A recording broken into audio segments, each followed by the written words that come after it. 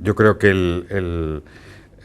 la idea del presidente chino, la idea de un desarrollo compartido, la idea de una comunidad de destino, es el espíritu del G20 desde hace 7 años, desde 2008, desde su nacimiento, y ciertamente el mundo tiene que ser consciente que hemos hecho una economía global, hemos hecho una intercomunicación global, hemos permitido que los capitales circulen globalmente y por tanto tenemos cada vez un destino unido, un destino común. Y la ideología que tiene que liderar es la ideología de la cooperación. Well, I think that the Chinese dream embodies a very ambitious concept, and I think that China is on track to achieve that concept, which is to build a moderately prosperous society for all. I believe that that is the main goal, and from my viewpoint, the 4 comprehensives outlined by President Xi help it very much to sustain that main goal. I mean, comprehensively deepen reform. That's a very important building block to achieve a moderately prosperous society. And I am very well aware of the challenges political leadership are confronting now to keep reform ongoing. But this is not the only comprehensive related to this. There is also the idea that comprehensively you need to strengthen party discipline, for example, to fight corruption, to increase transparency. And I think that's a major issue, and China has demonstrated its commitment towards it by moving forward, with regard to reforming the judiciary system.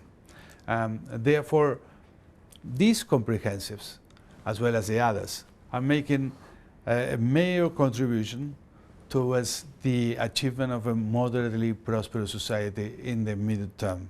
So I'm very supportive of this idea and concept, and it is very encouraging to see the many actions taken by the government of China in this direction and how well the people react to that.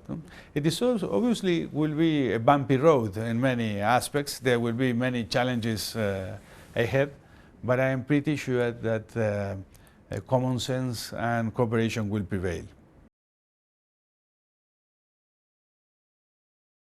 I had the privilege and the honor to be present to his talks with President Xi Jinping, and I have the best impressions from him. I think it's a very good leader with bright visions for the future, not only of China, but for the positive development of the whole world. So I would say that it's really the positive leadership is taking China to the new path of development, to the new normal, so more intensified path of the growth, which of course is important for the future of development of China, which is based on the innovations, which is based on the technologies, on the research, development of the modern activities of the economies, and of course of the broad cooperation with the foreign countries. Мы побудем и в Музее Великой Отечественной войны. Я должен сказать, мы будем обсуждать эту проблему с руководителем Китая. Я просто ему очень благодарен за то, что он проявил инициативу. И в этом году 70-летие победы над японским милитаризмом будут праздноваться в Китае, как окончание Второй мировой войны. Молодец, это очень важно. И то, что Китай к этому процессу подключился, итоги Второй мировой войны никогда не будут забыты.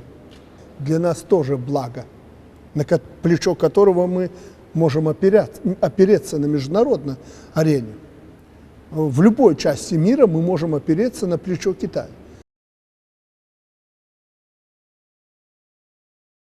The way I look at it, there are 2 phases. We had the early phase of rapid economic growth in China, where within 15 years, unprecedentedly high economic growth, very progressive government policy enabled China to become the largest economy in the world, but also to pull millions of people out of poverty and make them productive members of the economy. This is a huge achievement. You cannot underestimate the importance of that achievement, because that has created such a positive dynamic for growth, employment in the country, but also internationally. So that early phase brought with it the need for rapid investment and development that also led to unintended consequences like pollution. I think this is the second phase of economic growth in China, is going to be on the quality of growth. How do we assure that this high growth also has a high quality? How can it be cleaner? How can it be more efficient? How can it involve less pollution? So I think, this second transition is going to be an extremely important one, because there are going to be many lessons for other countries in the world on how to improve the quality of development, that it is going to provide a healthy and sustainable living for the majority of the population, and that over the long term you can see a benign growth that lifts many other people also out of poverty.